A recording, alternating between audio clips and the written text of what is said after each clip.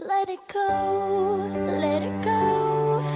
Can't hold it back anymore. Let it go, let it go. Turn my back and slam the door. The snow glows white on the Halo, mountain assalamualaikum tonight. warahmatullahi wabarakatuh. Selamat datang di video kami yang pertama. Ini adalah video berkelompok mempresentasikan tentang nanti kita bahas. Oke, perkenalan dulu. Nama saya adalah Oktanita Rahayu, Universitas Darwan Ali, Fakultas Ilmu Komputer, dan saya bersama teman saya, kami berdua bernama Beni Setiawan, dan dia sebagai editor di video ini. Sedangkan saya adalah pembicaranya aja. Sebab kami sama sibuk bekerja, jadi untuk membagi waktunya diserahkan seperti ini. Oke, pertama-tama kita akan membahas tentang multi-level feedback queue. Itu yang akan kami bahas dan itu adalah judul kami. Sebelum kita membahas lebih lanjut lagi, saya akan memberitahukan apa arti dari multi-level feedback queue. Dari artinya kalau dipisah-pisah, multi-level itu adalah bertingkat-tingkat atau levelannya berjenjang. Setelah itu ada feedback. Feedback itu arus balik dan queue itu adalah antrian. Jadi keseluruhannya bahwa multi-level feedback queue itu adalah algoritma yang mengizinkan proses untuk pindah antrian. Jika suatu proses menyita CPU terlalu lama, maka proses itu akan dipindahkan ke antrian yang lebih rendah. Jadi begitu. Jadi dia mempunyai tingkatan dan antrian sendirian untuk mengurangi waktu. Oke, kita akan lihat di layar.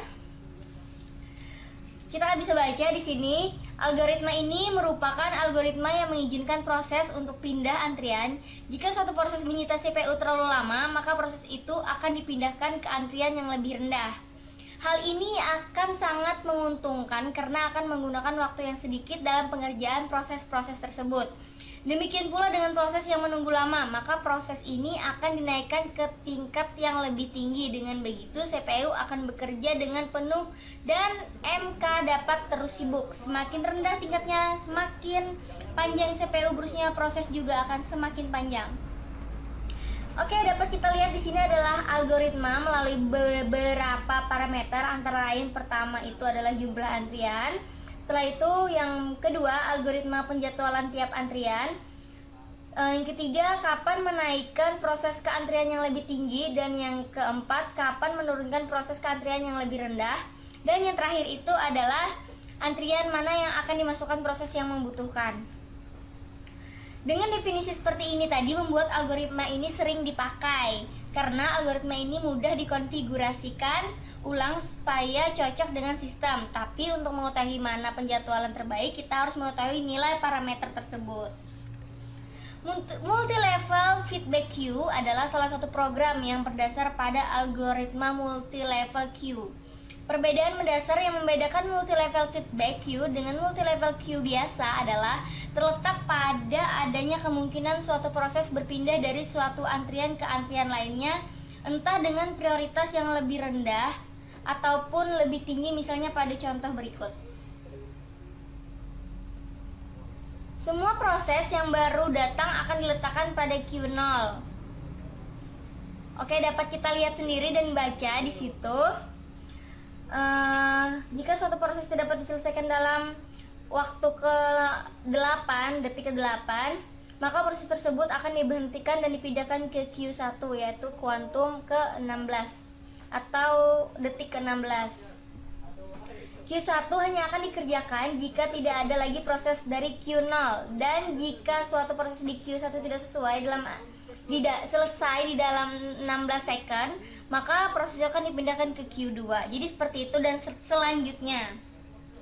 Setelah itu Q2 akan dikerjakan bila Q0 dan Q10 akan berjalan dengan algoritma FCFS. Di sini terlihat bahwa ada kemungkinan terjadinya perpindahan proses antara Q. Dalam hal ini ditentukan oleh time quantum. Namun dalam prakteknya Penetapan algoritma multilevel feedback queue akan ditetapkan dengan pendefinisian terlebih dahulu parameter-parameternya, yaitu yang pertama itu adalah jumlah algoritmanya, maksud saya jumlah antriannya, setelah itu algoritma internal tiap queue, aturan sebuah proses naik ke antrian yang lebih tinggi, dan aturan proses ke yang lebih rendah juga, dan antrian yang akan dimasukkan tiap proses yang baru datang. Oke, mungkin itu saja pembahasan tentang multilevel feedback queue. Terima kasih telah menonton. Saya dan Beni Setiawan mengucapkan terima kasih. Semua assalamualaikum warahmatullahi wabarakatuh.